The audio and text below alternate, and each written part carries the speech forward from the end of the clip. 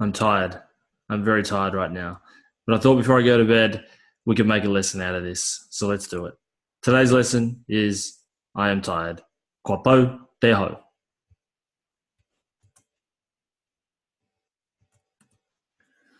So if we look this up on Māori Dictionary, Kapohe Te Hā means run out of oomph, given up the ghost, run out of steam, exhausted, used up. It is an idiom used to indicate that a person has run out of energy or something no longer works. Kapohe Te Hā. So essentially it's made up of po and ho. So if we jump through here, we can find po means to be exhausted or consumed, used up, finished, and ho.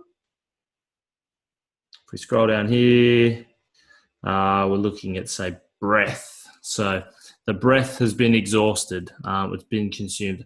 That's pretty much the translation of it. Kapohe Te Hā.